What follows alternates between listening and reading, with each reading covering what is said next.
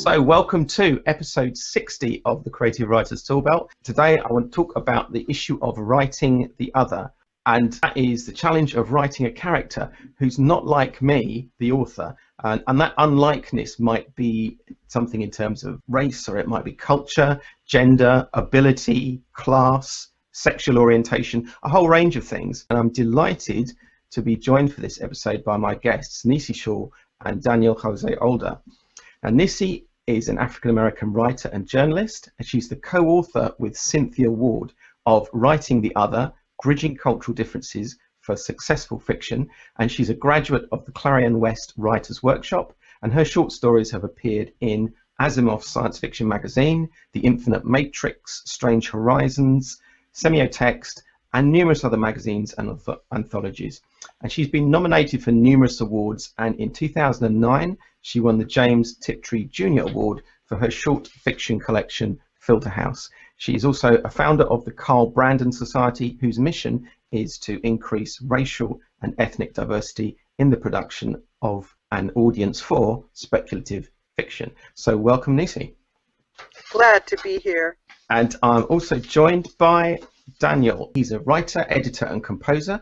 He's the author of the Bone Street Rumba series, the first of which, Half Resurrection Blues, was published in 2015. Publishers Weekly hailed him as, and I quote, a rising star of the genre. And after publication of his debut ghost noir collection, Salsa Nocturna, he's also published a YA novel, Shadow Shaper, which was a New York Times notable Book of the Year and nominated for the Kirkus Prize and the Andre Norton Award. He co-edited the anthology Long Hidden, Speculative Fiction from the Margins of History, and guest-edited the music issue, very appropriate I think, of Crossed Genres. His short stories and essays have appeared in Tor.com, Salon, BuzzFeed, and New Haven Review, Pank, Apex, and Strange Horizons, and the anthologies Subversion and Mothership, Tales of Afrofuturism and Beyond. And when he's being a musician rather than a writer, Daniel's band Ghost Star gigs regularly around New York. So welcome, Daniel, as well. And welcome to both of you. Thank you so much. Very happy to be here. So I want to start by just asking you guys if you could define writing the other. I had a bit of a sort of half-cocked go at it just now, but can you tell me what you think of when people talk about writing the other? No. You go ahead. Nisi, you start. You just said no. Yeah. Thanks. Writing the other, to me, is this idea of writing about someone who is different from you in ways that are socially determined as important. Right. In other words, we're always writing about people who are different than ourselves, but when we write about people who are different from ourselves in certain ways, then those are collected under the name the other, the label the other. So that's how I would define it. What about you, Daniel? No, I totally agree with that. I think that's a really good way to formulate it. And essentially, the only piece I would add is just that it's really a question of writing about power and power differentials, and that's really what matters in the equation. Because, like Nisi said, there's always going to be differences between characters, but what matters in the differences between us as human beings is how culture and power have formulated, our standing in society in a lot of different ways. So the crux of the matter when we're talking about writing the other and when we're talking about writing the self really is how do we understand the dynamic of power as it functions within us and outside of us. And the truth of that is that it's all over both character development and narrative, plot development. So it's not something you can ever ignore. So I really feel like when we're talking about writing the other, we're really just trying to get stories to be better, more honest, and more in-depth about how we conceptualize power. Okay. I just wanted to do some, sort of get some definitions out in terms of who we are then. I think it would be useful. So for me, I'm white, heterosexual, male, 50. I can consider myself able, I guess, as well. Those are the kind of concepts, I suppose, that go through my mind when I'm thinking, who am I? How about you guys? Yeah, and I think that's it. I'll say you mine in a second, but I think that is an important place to start, because I think that that piece actually gets left out of the conversation a lot because we focus so much on what it means to write the other. And I often tell students when they ask that question, you know, like, can you write you first? And what does that mean? But yeah, I mean, I'm Latino and Jewish, mixed culture and heritage, 36, and cis, male and straight and able-bodied, and non-black Latino, and from Boston originally, not in Brooklyn. And I am African American, female, 60 years old. I have some invisible disabilities going for me, as in glaucoma, fibromyalgia. I'm obese. I'm cis. I'm bisexual. I practice a non-dominant religion, which actually Daniel and I share. We're co-religionists. That's correct. Yeah. Okay. That's true. Do you want to tell us a little bit about that? It's for me. It's called Ifa. It's I'm not sure. Is it Santeria? Is that what you would say, Daniel? I kind of switch back and forth between Santeria and Lukumi. Yeah. But yeah, we're all in the same family. Basically, it's African and specifically West African descended traditions. Okay. There are terms that are used in this debate, and I think some people will know what they are. Other people, they'll be new to them. Sure. So there's not a lot of them, but just maybe 2 or 3 of those terms. It would be useful to get your definitions of them. So one of the things, in fact, just picking up on the conversation that we've had, I think somebody mentioned sort of CIS, and CIS normative was something that I'd seen. I wonder if one of you guys could just talk a little bit around that. What does that, if people hear that in conversation, what does it mean? I don't know the root of the word, which I wish I did, because I'm pretty sure it's really interesting, and I usually look up roots, but I haven't done it. I think I did once and I forgot. But it essentially, the way I understand it, it means not transgender, meaning that the sexual organs that you were born with correspond to the gender that you identify with. I think that's a right way to say it, although I'll be honest with you, I'm not totally sure. But I know that it means not trans. Yeah, it means that you are emotionally the same as whatever gender you were assigned at birth. And my understanding is that it's derived from a chemical term, chemistry, believe it or not. And I think I would say that the idea of cisnormativity is certainly about subscribing to the basic binary of gender. The idea that gender is a binary, which it isn't really, but cisnormative thinking kind of applies that and essentially essentializes, male as the sexual male having the sexual male organs, and female and that, when in reality there are many different genders. And even to say it like that, I think kind of simplifies it. There's a whole spectrum of who people are, across the gender line, and we tend to simplify it in cisnormative culture. Okay. The other term that I'm really interested to hear you guys define is person of color, or POC. And that's that is a term which I think a lot of people now would be familiar with. Whatever they think it means. So it'd be useful just to hear from you guys what you think that term means. It's a really U.S.-centered one, in my experience. Definitely. Yeah. Yeah. Yeah. Were you gonna say more? No, you are. Oh, great. Yeah, it's a complicated. I mean, definitions are always complicated, especially if you get into race and definitions. It's so easy to just. I mean, I see people arguing about like what Latino is, for example, right? And the truth is that, which is also a very U.S.-centric identity, and Latino is an identity that has been very strategically created, and defined in different ways depending on, for the most part, white supremacist ideas of what was needed given particular census numbers, and then at a certain point kind of taken over by Latinos and defined by ourselves in different ways. So there's all kinds of battlegrounds around who is what and who calls what and all these other things. You know, I mean, I think in the most simplest and straightforward way, I conceive of people of color as people who are not white to any degree at all. You know, and that is, you know, you could take someone like myself who has most of us, I think, have whiteness in us to some degree, or a lot of us do. But when you have that non-white element, because of the way that white supremacy functions in an exclusionary way and has always functioned, it tends to cancel out the white element and take you for, you know, whatever of color identity, you know, you have that pertains to you up to a point. And you know, and to a certain extent, I tend to, in terms of like I'll be editing the People of Color Destroy fantasy issue of Fantasy Magazine, and at a certain point, you know, you just have to let people. You just have to kind of leave it to people to define themselves. And there's definitely, I know within Native communities, there's a lot of discussion about whether they consider themselves people of color or not.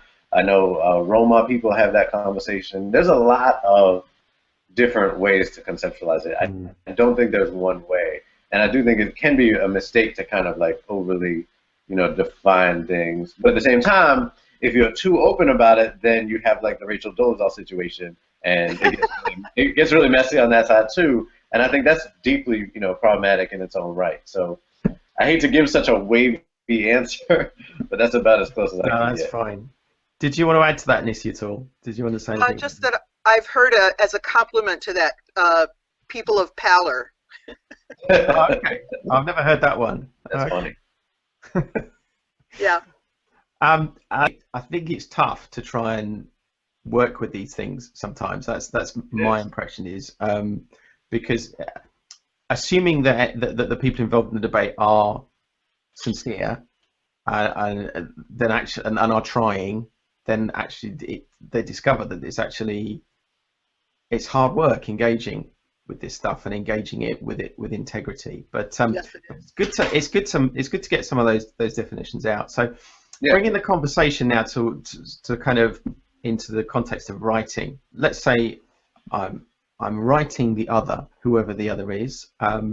What's my main objective, do you think? What's the thing that I'm really trying to achieve in writing the other, whoever I am? Doesn't matter who I am in sense of I'm trying to write somebody who is not me in a socially significant way. What am I trying to do? I would say you're trying for verisimilitude. Yeah? You're trying to make a real character. Yeah. Yeah, I mean, I think on the one level, it's the same as any character. You know, you're always just trying to make a human. I mean, the things that matter about characters and storytelling are that there's a realness to them, that they feel like a human, even if they're a dragon, that they feel that there's human qualities to them, and that they want something so that can propel the story forward in whatever it needs to do. But the where it gets complicated, I think, when we're talking about the other, again, is power. And so it's about understanding the history, and first of all, that there is a history of it being done wrong in general, as far as writing the other goes. And that, you know, knowing how it's done wrong, and then not simply subverting that and just doing the opposite of it, which is very easy to do and still plays within that sort of dominant, simplistic narrative, and doesn't generally get you to a fully human or realized character, but, you know, imbuing them with humanity in the same way you would any other character, in a way where you're conscious and intentional about not walking in the footsteps of the old, you know, racist and sexist bullshit that we've come from. So it's kind of about doing it on the one hand, just creating a real character and doing all that work that you would normally do with any character, and on the other hand, being very conscious of the fact that, you know, you are walking in a particular history and a particular footsteps, and that you have, as a person, you know, of some form of privilege or another, certain blinders on that will make it harder for you to understand, first and foremost, where you lie in that situation and how you function within it as a writer, or as, you know, whoever your character who is more like you would be, and then second of all, what that other person is seeing. Because privilege is very good for willful ignorance. You know what I mean? Like the first rule of the Privilege Club is like, don't talk about privilege. You know, like it's very real. So I think that's the first pitfall that we see in writers when they're trying to write people who are them is, you know, we protect ourselves as people of privilege very often. I want to say that I teach online classes that are related to writing the other, and I always ask the students, what are you trying to get out of this? Why are you taking this class? 9 times out of 10, what they're saying is that they want to represent the reality of their world, and that their world is multiplex, that it is complex, that it is not just monolithic. So they want to be true to a character, and they also want to be true to the world. Yeah, I think that sounds like a kind of good ambition to have, really, doesn't it? I guess. The question for you, Nisi, then. So I'm the kind of middle-aged white guy. I'm looking at all this, and I'm thinking, I don't think I'm even going to try, because it is so complicated and so overwhelming, and I'm privileged, and I'm going to just hide away from it. I'm not going to engage with it. Whatever I think. Now that to me feels like a bad idea. But why is it bad to do that? Is it bad just to kind of hide away, or what do you think about that? I think so. I think it's bad because it's going to come get you anyway, wherever you hide. You will sell your work, and someone will say, well, there's nothing real in here. Why should I read this? And why should I buy this? And why should I pay you money for it? So I would say that yes, it is a bad idea because it is impossible to carry out. Okay. That's my view. Daniel, you got an opinion on this one? Yeah. I mean, definitely. There's so many layers to that question, and I think it's a really good question. And I think we're always kind of struggling with that in different ways. I totally agree with Nisi. You can't not do it. Like, you're always going to be writing the other one way or the other. It might not be in the way that you at first conceptualize the other, but I know I really doubt that you're gonna. There's very few books with only straight white men, right? Yeah. And they're very boring books, most of them. Like, it's a terrible idea to write a book with that. But even if it's just white men and white women, if you're ignoring the power differentials between them, you're failing on some level as a writer, and that's just going to be true in your writing, and people are going to see that. And you might still be a bestseller and regarded as a classic because publishing is like that, and it's that's fine. And if that's your goal, then congratulations. But if you're trying to write a good book and say something true, then you're going to have to look at power and have uncomfortable conversations. And I would argue that literature is really here to make us have those uncomfortable conversations. And it has done it in varying degree of success, throughout history, but in a very particular way because it's a very white industry. So there's a particular kind of discomfort that is cool to be having, which is, thinking about adolescence or the discomfort of being a white male or whatever. And then there's really, really uncomfortable stuff, which is talking about race and talking about power. And that's been a lot more touchy as far as like publishing being able to deal with it. So A, you can't avoid it. B, I do think that it's very valid to say, and I've said this, I'm not ready to write that character yet because I'm not writer enough to deal with a character that's different from me in that way. Okay. But are you saying it as a shutdown mechanism because someone challenged you on it because you don't have any of those characters in your books and you're like, well, I just can't do that, and then that's how you stay for your entire career?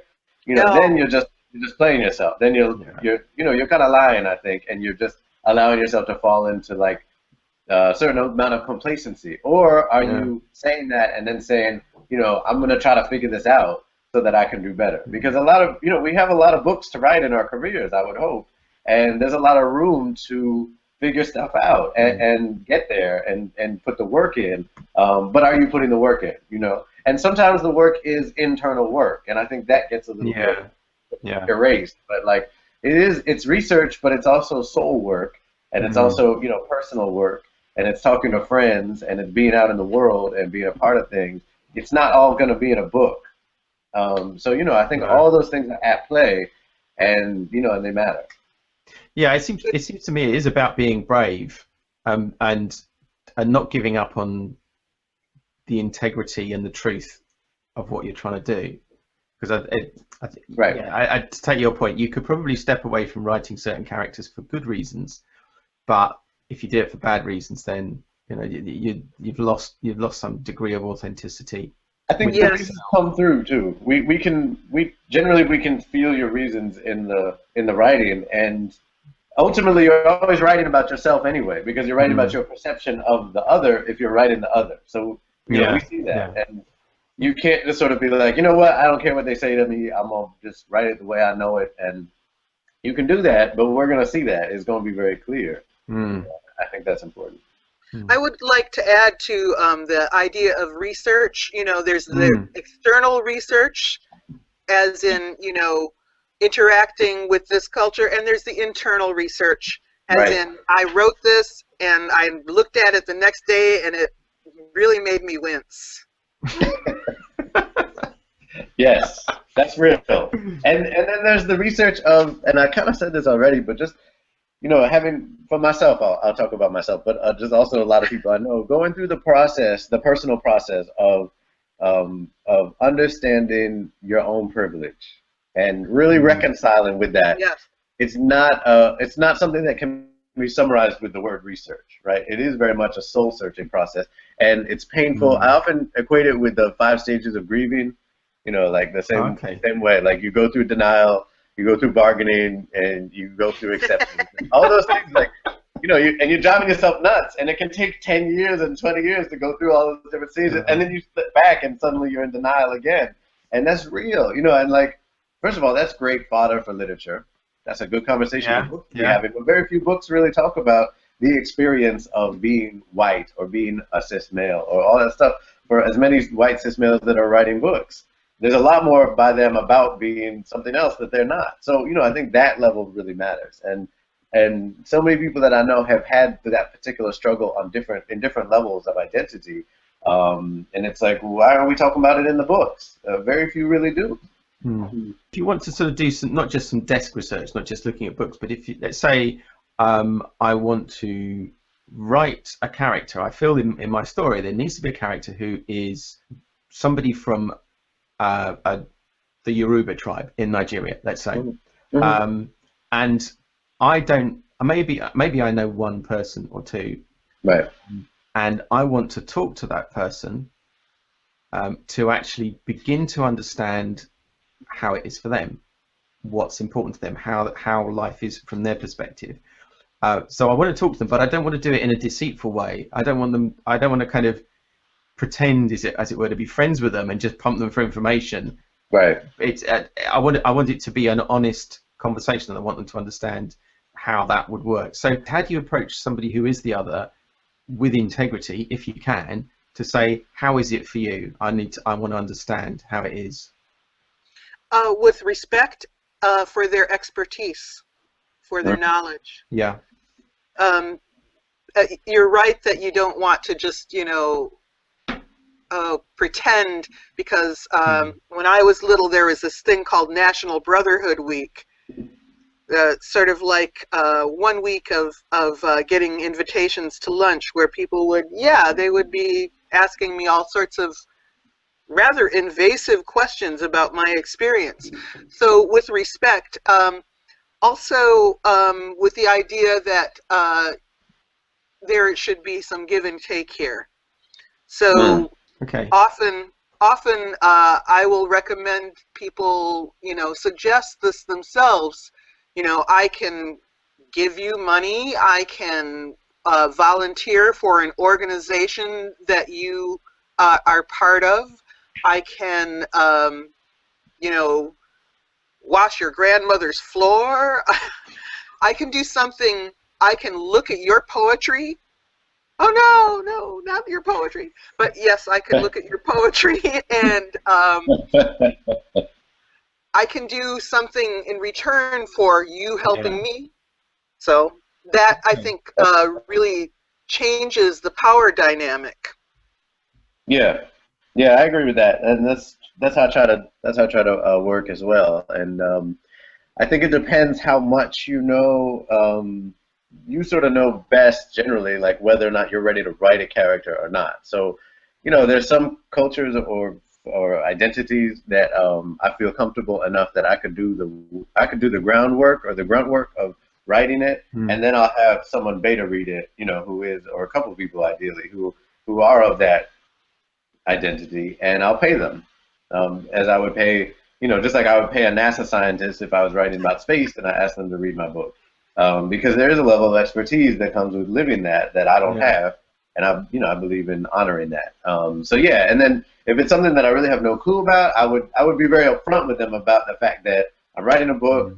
You know, I'd like to sit down with you and talk about how this could play out, both in terms of the factual information of what, you know, I need to know about this culture to throw in there as details and as world building, and what is it that you have seen enough of or too much of as far as representations go, and what, you know, what would you like to be different if you were to, you know, have an ideal way that you see yourselves in books. So I can have that information, and then I would have them beta read too, ideally. But it was something definitely where it's like, be really upfront about it. And then I think there's factual research, and then there's sort of online research. Like with things like Twitter right now, like people are having very real and very intimate and very in-depth conversations in very public ways, and you know, that's real. Like, and I don't recommend like just putting on your binoculars and like looking at it from a million miles away and pretending that you have all this distance. But I do think that you can have a conversation with people, you know, using hashtags and using people that you know, and be very open about the fact that you want to learn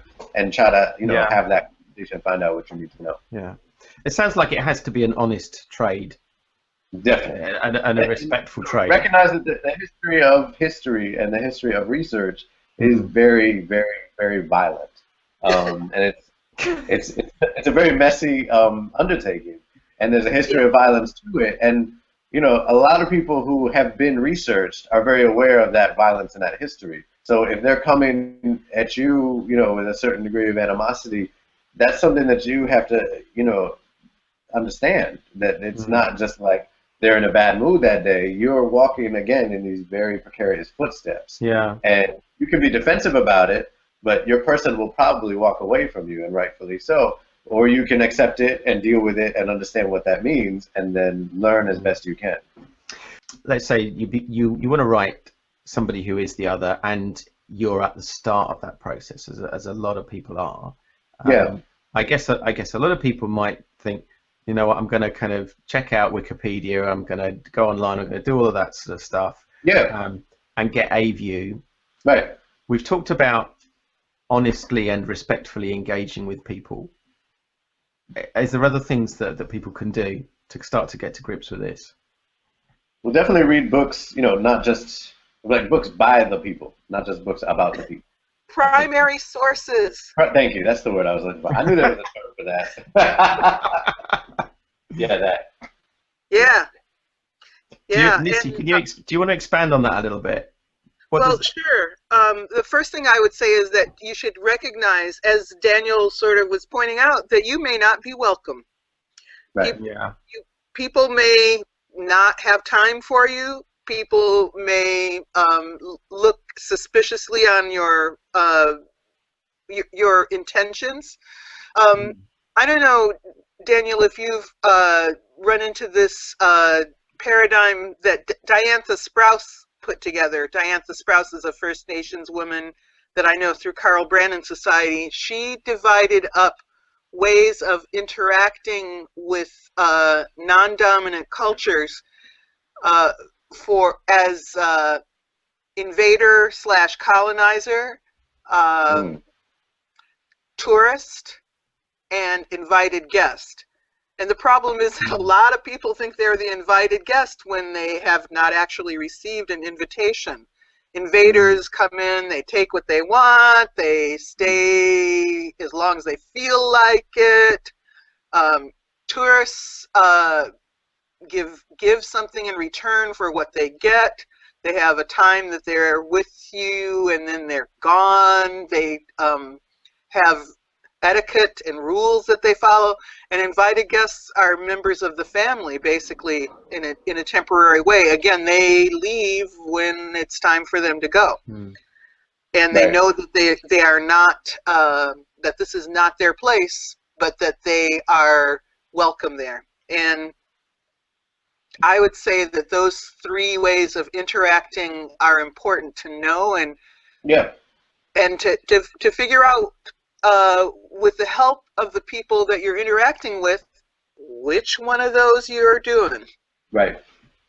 Yeah, absolutely. Self-awareness is such a undercurrent throughout this whole conversation, and I think that, you know, something like what Nisi just said, a lot of the stuff we've been talking about, it's so easy to like go into yourself or think back on times when you've been one of those or the other. I think most of us have been all of those things at different times, and then get defensive and then try to explain yourself and be like, yeah, but let me show you why, and let me explain, well, actually, and all this bullshit. It's just not about that. You know, it's not about you defending yourself. It's about you figuring out how to do it right, be accountable, and then tell a great story that's true on some level, you know. And so I just think that's part of the process. Yeah. Also, it's, I want to say a word for immersive experiences other than books and other than online research. Tourists can go to cultural festivals, you know? Yeah. Because that's set up to showcase a particular culture to outsiders.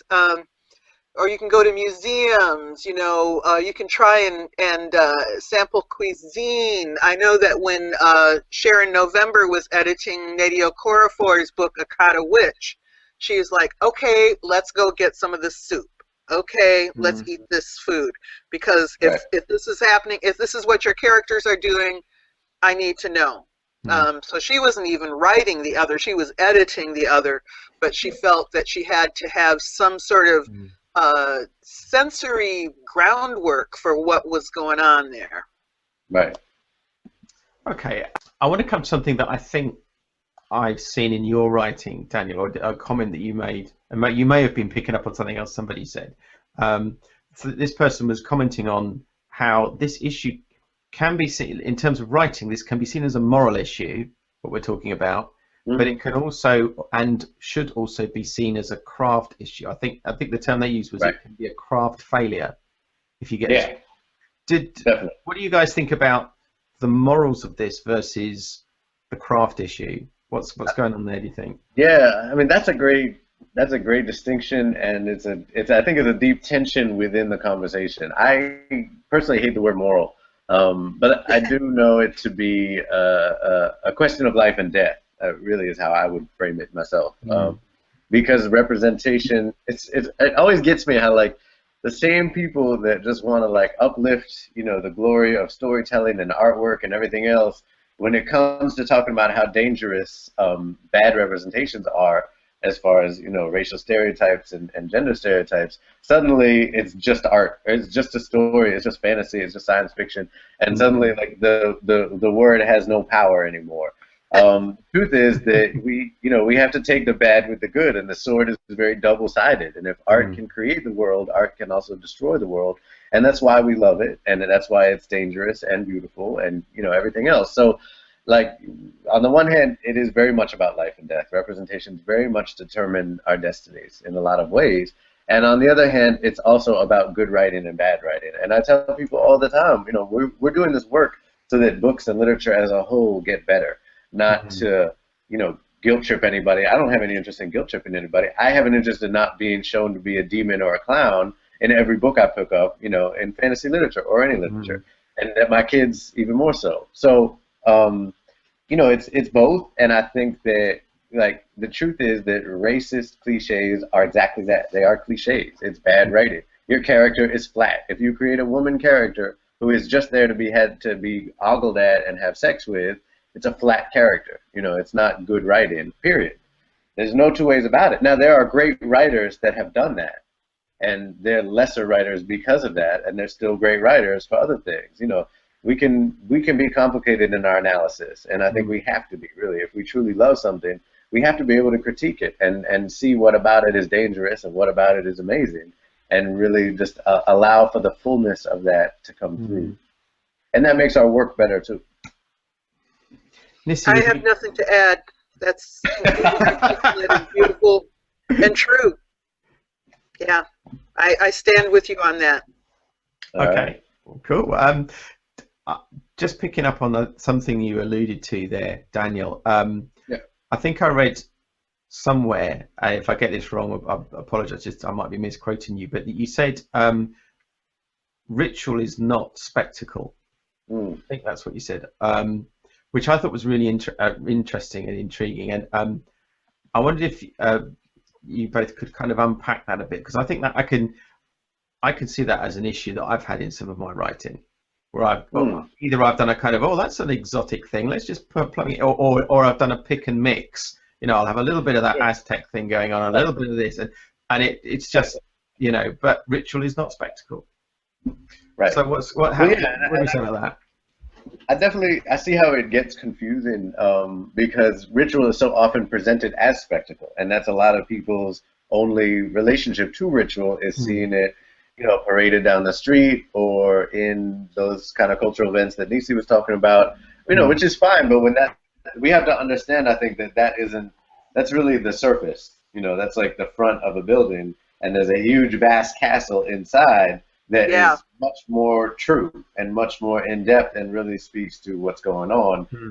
And often, I think where it really gets complicated is often, like, those rituals have to do with, first of all, very intimate, very personal things. Second of all, oftentimes they're about surviving things like colonialism and white supremacy, and they've come up in certain ways, and certain things about them are true because of that.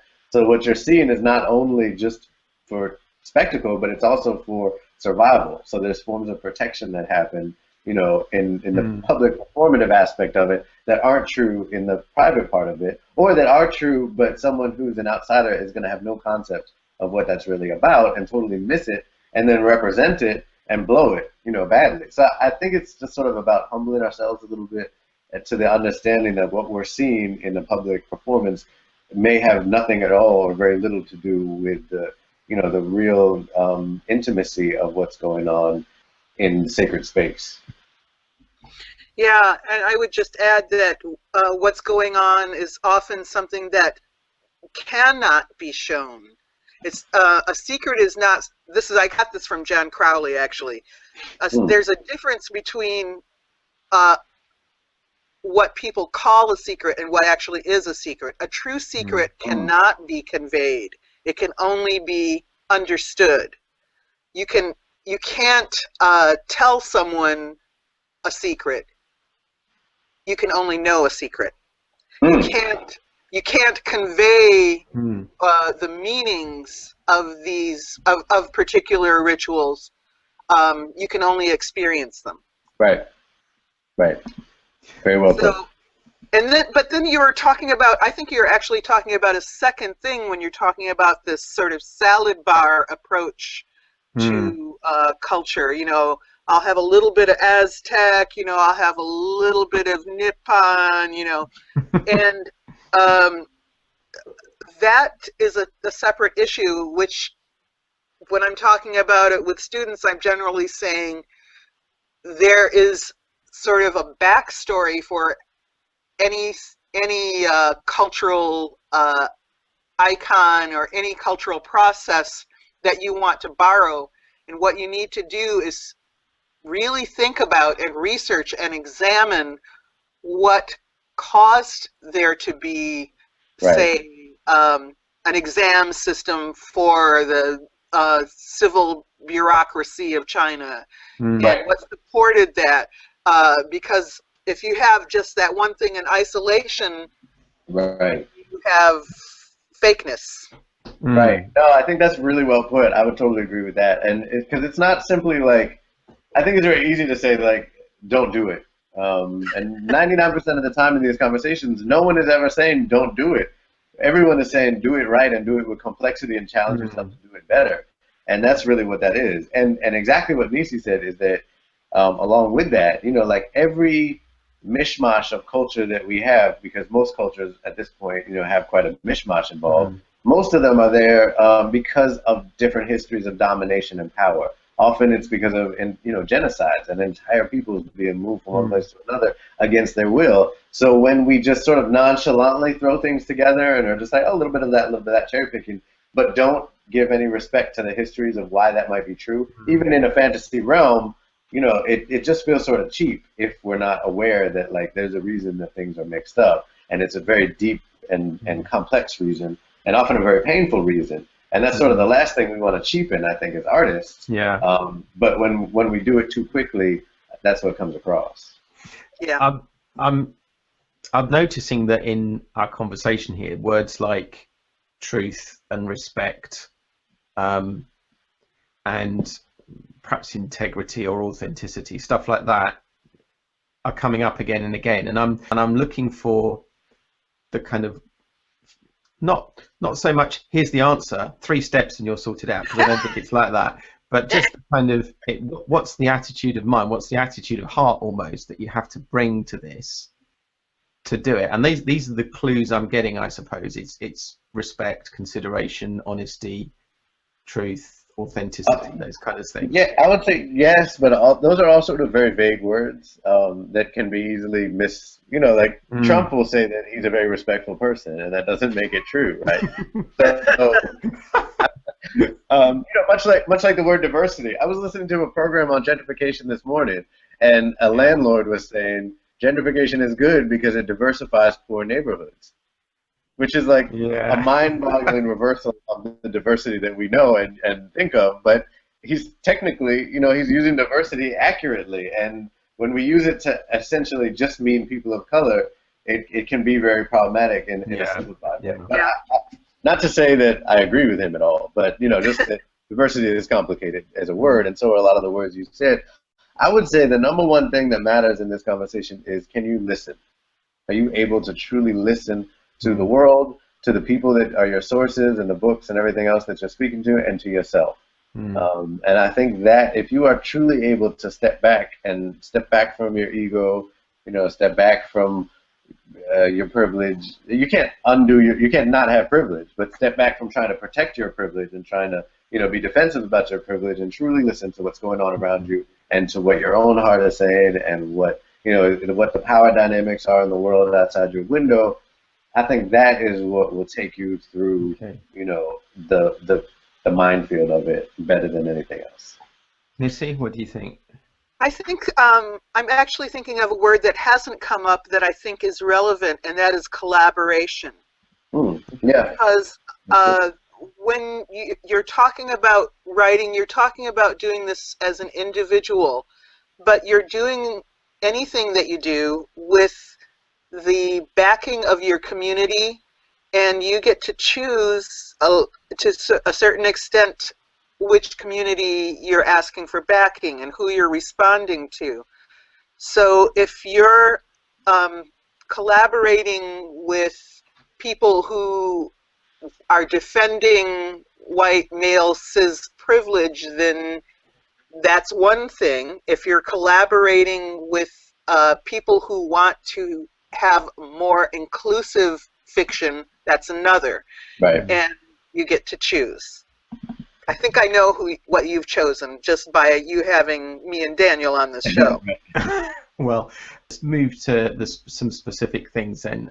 Daniel, you said we can, maybe the general words have a certain amount of value, but I want to just give you guys, and I'm doing this slightly tongue-in-cheek, I hope it's slightly humorous. I want to give you just some scenarios which I'm going to invite you to destroy, basically, I think.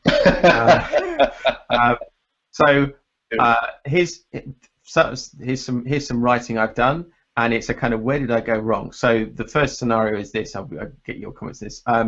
So I had my black security guard and his Hispanic sidekick in my story, and they both get zapped in chapter 1. There you go. That go wrong. Why is that wrong? Are they the only black and Hispanic people in the novel? Yeah, they get red shirted in chapter 1. Right. Yeah, I mean that's historically, black and brown people are cannon fodder both in history and in fiction. So you're basically doing, first of all, it's predictable. Like as soon as I read those characters and their security guards, my first guess is that they're probably going to be the first to die, and if I'm right, I'm probably going to put the book down. It's a cliche. Yeah. Like I say, if they're the only representatives, then yeah, I'm with you, Daniel. If there's 8 more black people and 8 more Latinas and Latinos, then that I might have a little more patience. Okay. Then it's just the security guard and the sidekick. Yeah, and that's the thing. Like that's one of the good points about like like true diversity or true multiculturalism versus tokenism is that you can get away with doing a whole lot more stuff if it's not just like the one black dude in your book. Like Nisi said, like if you have two black people, one is God and the other is Satan, it doesn't matter that you have a God, a black God. You're still doing doing a disservice. Okay. There's still no humans. Let me give you another one then. Sure. So let's say I'm a bit indignant about what you've said so far, and so here's my comeback to you. But my protagonist, guys, is a heroic female person of color who saves an island of white people. Surely that's okay. I mean, I don't know. It depends. That's one of those real dependent situations. It depends. How do you do it? That could work. Maybe if she don't know. If she takes a bullet to do it, that's a problem. And also, like, where are her people? Does she have any kids? Does she, does she have a grandmother? Is she just like this isolated person? Right. And what's happening on their island? So maybe that's interesting. So maybe it's that context thing again, and a little bit more thoughtfulness. Okay. Does she have her own agenda? Does she have a history? But even with all that, I will still maintain that even if she has all those things, and you've built her to be a fully realized human, and you've done all that hard work, if you kill her in the service of saving the white people, it's a problem. Okay. Yeah. I wasn't. She didn't in this made-up bit. She didn't die. No. That's great. I'll try one more then for you, and then we'll be done with this. I've written my book, and I've perfected all these really cool dialects of all kinds of different people of color, but it doesn't work. What have I done wrong? I have no idea. Oh, what do you think?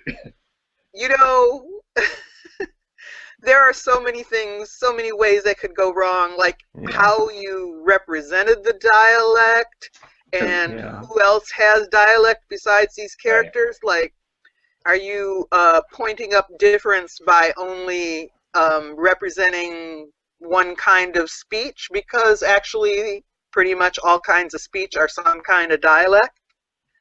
Do they talk the same way the whole time, or do they code switch? So many things. What's code switching? Can you explain that for me? Oh, Daniel can. Oh, okay, Daniel can. What did I do? I mean, code switching most basically is just the truth that people, speak different ways to different folks, and not in a way that's fake at all, but just that, when there's a dominant culture, which there is in the United States, which is white, to survive in that world, requires a certain amount can require a certain amount of fitting into that norm. And especially when it's framed as not white culture, but, the correct way to be, or the way that you're supposed to be, right? Which is how white culture frames itself. Then what you find is a lot of people who don't naturally speak in certain cadences and rhythms, trying to adjust to that in order to survive. Now, I think it's easy to play that in a lot of different ways, but the truth is that probably most people do it, on one level or another, and sometimes in a very natural way. Most of the time, I think it's not even a conscious thing. Like, people will just slide in and out of it for whatever reason and different purposes. And I think it's even more complex because we'll do it around friends and family in different ways. So as much as it can be about power and survival, it can also just be about different conversations require different dialects. And if you're multilingual, not in the sense of like a full, like English and Spanish, but multilingual in the sense of you understand a lot of different ways of speaking, then depending on what you're talking about, you're going to slide in and out of whatever dialect is necessary.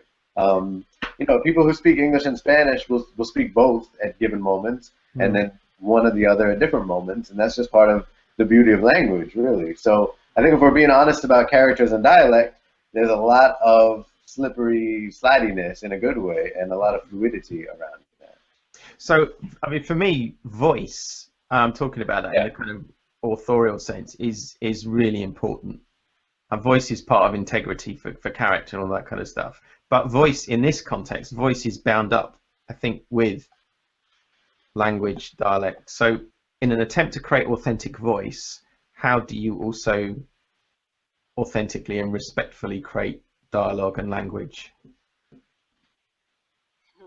I mean, I teach whole classes on this stuff. Right. How long do we have to talk about this? Not long. That's a tough question. I'm going to let you advertise your classes towards the end of this, Nisi, because this is just going to be the kind of, this is just the taster. People want to get serious about this stuff. They'll have to dig into all kinds of other things. Yeah. I mean, seriously, it's the kind of thing I take an hour and a half to get into, because there are people who will say my characters will not deviate from from standard speech patterns. There are people who say only stupid people can talk in this kind of dialect. There are people.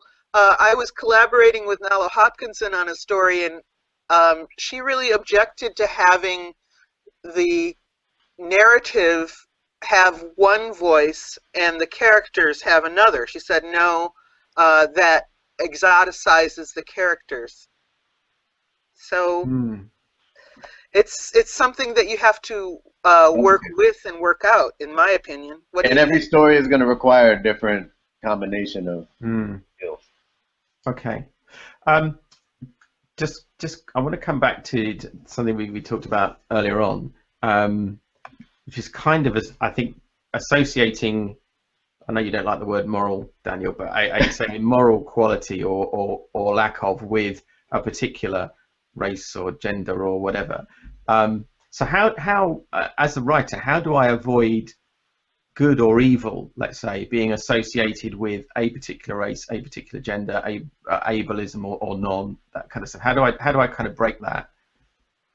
By having more than one, or a multiplicity of those people in the book, basically. I mean, that's kind of all. That's really the only way. I mean, and by having complex characters, just like any other thing. Like if you have a character that's just a good or just an evil thing, it's boring for that reason. And then on top of that, if that's representative of a particular race, it's going to be associated with that, and that brings in a whole other level of boringness. So it's like, just like with any other character, if you have complex characters and if you have a multiplicity of them, in theory, you should be all right. There aren't that many people out there who think, let me go out and be evil today. Right.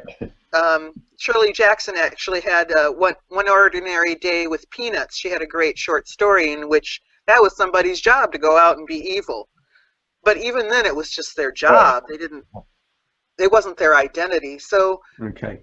Yeah. Have you? I wanted to think about different dimensions now of otherness, perhaps, and I wondered if you had any particular advice. I'm male, and I want to write somebody who's female. Let's say. Yeah. How do I do? And I know it's kind of a dumb question, but I'm gonna ask it anyway and see where we go with it. How do I do that? Silence. Well, according to Juno Diaz, the first thing to know is that you suck. And I think that is true. Okay. Start with that as a male writing a female. But I think you can do that without doing it in a way where then you don't write it. I think it means like approach it with humbleness and approach, as I said earlier, listening. To me, like I don't write a character until the voice clicks in my head. Okay. And if the voice hasn't clicked, I just don't write them, and then that's it. But then it's really a question of, it's more like, I guess I would reframe the question. If I'm starting to think through a story and then I kind of ask my imagination what the right character is for this story, and whatever character shows up, then I have to decide, am I the writer enough to take on this character and do whatever research is required and do whatever soul searching is required and do what I need to do? Or do I have to say no to this character and let someone else write it because it's not my story to tell and I'm not there yet? Or maybe put it aside for later when I am. And then a lot of the answer to that question comes when you do or don't kind of feel the voice really come alive inside you. And then you have to make that decision, and then you have to go from there. And you may want to do some reading of other people who have attempted the same sort of thing and see what they did right and, what kind of pitfalls they had. Right. But that's research.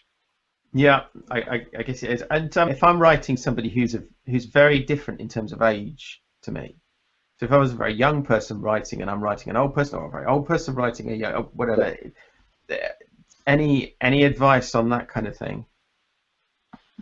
I've done it. I have a character that's 300 years old. So I just think it's it reminds me honestly a lot of acting. I think especially when it's a character who's different bodied than you in a very particular way, it requires you to inhabit their body in your mind in a way that will translate then to the page. And writers aren't used to thinking a lot with our bodies very often because we're not trained to. There is that great expression, write with your whole body, which I love.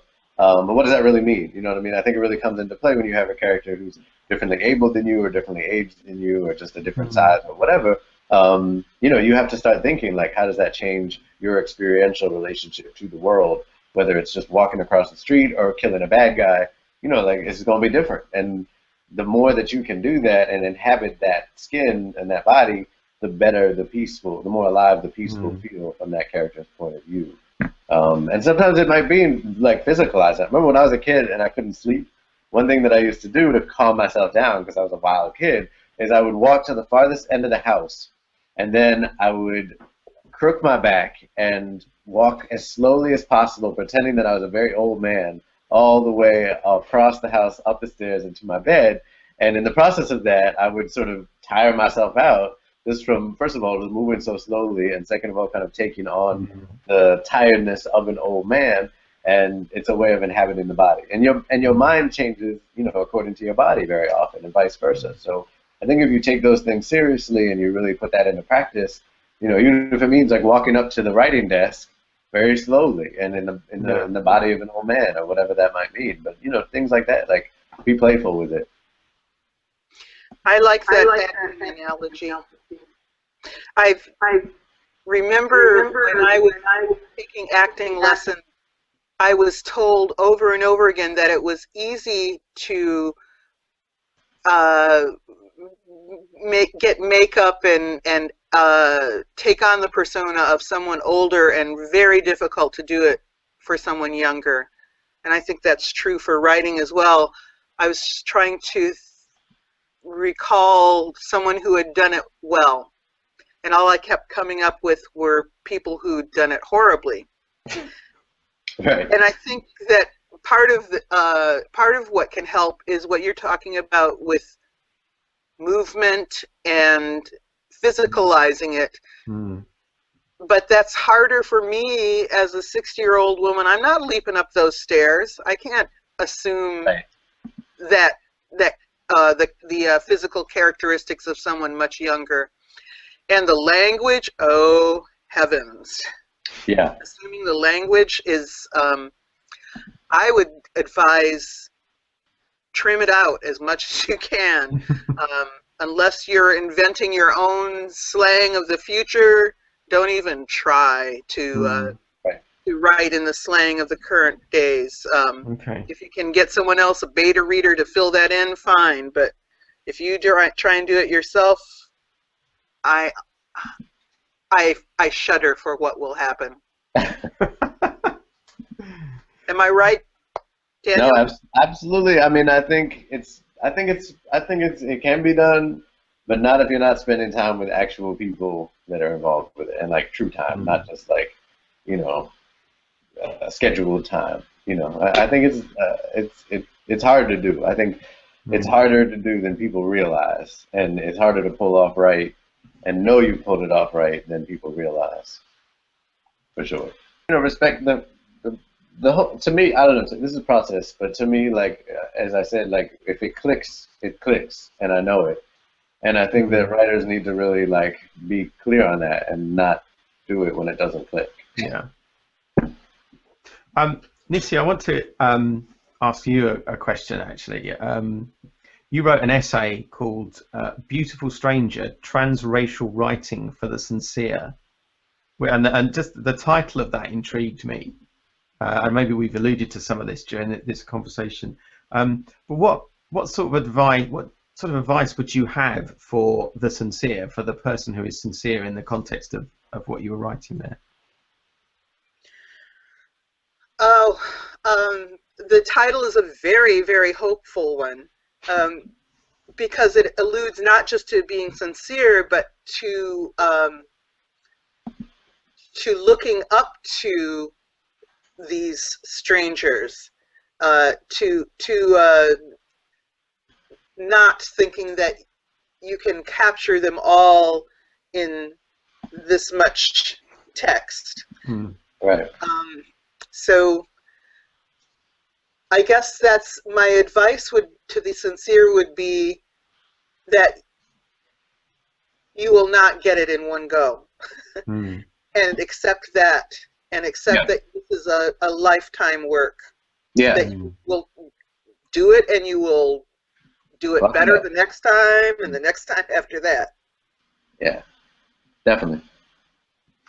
And I mean, we're coming to the close of this now, and to kind of finish off in the next few minutes. But I wondered if both of you could perhaps give some encouragement. People maybe who've been listening to all this, or people who are engaged in this. I was tempted to call it a struggle. It is a struggle, I think, perhaps. So people who are really kind of involved with this and want to engage with this, whoever they are, what encouragement would you give them? What would you say to them?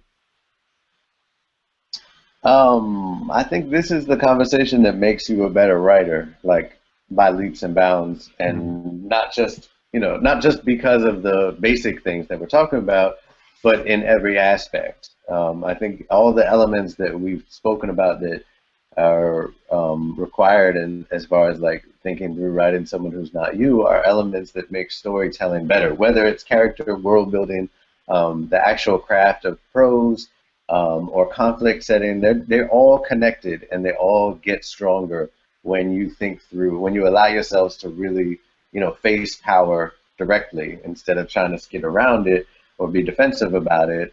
The stories just get better. So yes, it's uncomfortable. It should be uncomfortable, but I think if you've ever studied anything, that you know that that's where you're gonna grow, is when you're uncomfortable. So sit with that discomfort. Step back when you need to. Take time to yourself to shut up when you need to. Talk to a close friend instead of going online and mouthing off sometimes when you need to, so that you're not necessarily getting like completely lambasted publicly, but go through the process you have to go through to get somewhere better for your own heart and soul, and for the good of your writing, because it will make your writing exponentially better. Nisi. What he said. What do you say? I say that you will get better, and that wanting to get better is part of getting better. Okay. True. So we're gonna finish in a minute, but I wanted to give each of you an opportunity just to tell us all a little bit about what you're working on at the moment, how people can access your work. Are you appearing anywhere soon? I guess Daniel, you and your band are probably appearing in New York somewhere soon. But what are you guys up to, and how can people find out more about what you do? Actually, my band, I don't gig as much as it says in my bio with my band, sadly. But let's see, what am I up to? Well, book 3 in the Bone Street Roomba series comes out in January, but before that, I'm actually re-releasing Salsa Nocturna, because I let it go out of print so I could self-publish it with new stories. That'll be later this year, probably around October, November, I'm hoping. And that actually fits in chronologically in the series between book 2 and book 3. So that's really exciting for me. I've never self-published before. I'm looking forward to that. And then actually I'm delving into middle grade for the first time. Those are coming out in 2017, I think, or 18. It's going to be a minute because children's publishing is extremely slow. But yeah, I'm continuing to write, and I'm speaking at the New School tonight, actually, and there's a whole bunch of events this whole week. It's called the New York Teen Authors Festival or something like that. So yeah, so I'm speaking around a lot. Shadow Shaper, the paperback, comes out in September. There's a whole lot of good stuff going on. And if people want to sort of check out what you're up to, have you got a website? Where do people go to find out about you? Thank you for asking. I should have said it. Yes, DanielJoséOlder.net. is my website, and there's actually my blog is up on there for my ambulance years, which is a lot of where I learned how to write is on that blog, which is pretty cool to read. And then it has a lot of links to my recent essays and short stories. Oh, and I should say too, I'm teaching at the Mile High MFA program, which is a brand new program. It's a low residency program in Colorado. That's really cool. Yeah, and it's definitely the most diverse faculty I've ever seen in an MFA program, and it covers literary and genre and children's very freely, which is rare, unfortunately. There's a lot of bias against genre, and there's a lot of whiteness in MFA programs, and this has neither. Well, it has whiteness, but it has a lot less than most places. So that's really cool, especially because it's just starting out. So I'm excited. I'm starting teaching there next year, and yeah, a lot of good stuff I'm working on. Okay. Nisi, what about you? What are you up to, and how can people find out about what you do? Well, my website is www.nisishawl.com, and my first published novel, Everfair, is coming out in September from Tor Books. Okay. Yes. I call this my Belgian Congo steampunk novel. And yes, exactly. Because when I first was introduced to steampunk, I thought, I should really like this. Why don't I? It's because of the validation of colonial power structures that goes on in most steampunk. So I wanted to question that right away, and that's what Everfair does. And I have a short story coming out in an anthology called Cyber World. Another one coming out in an anthology called Upside Down, Inverted Tropes in Storytelling. Those are all coming out this year. And, it looks like I'll be going to Amsterdam in November. Nice. Oh, okay. What are you doing in Amsterdam? A conference called Other Futures. That's cool. That's the latest thing. We'll see how that works out. Okay. Before we finish, is there anything else that either of you guys want to say? Closing comments or anything at all? Nope. I do teach about this stuff, and I don't have any online classes at the moment. Tempest Bradford and I will hopefully be doing another class in early June. So look for that through my website, and there will be others. So it sounds like you're quite busy then, actually. Well, it sounds like you're both quite busy. Yep. Yeah. Yeah, that's good. That's good busy, yeah. Okay. Well, thank you so much to both of you. Thank you. I do appreciate your time and spending this hour and a bit with us. It's been great. Wonderful questions, by the way. Yeah. I'm glad that, I mean, I'm glad they worked. I'm glad they got some traction, and I'm really intrigued by how it's the same kinds of things that we have to do to tackle all these problems. Right. Like be brave, don't hide. Yeah. Admit the privilege, admit all the stuff. Be on it, self-awareness and honesty, collaboration. That word that you use, Nisi. I think that's great. So yeah, thanks very much indeed to both of you. All right. Take care. Nisi, I'll see you later. Bye. Bye.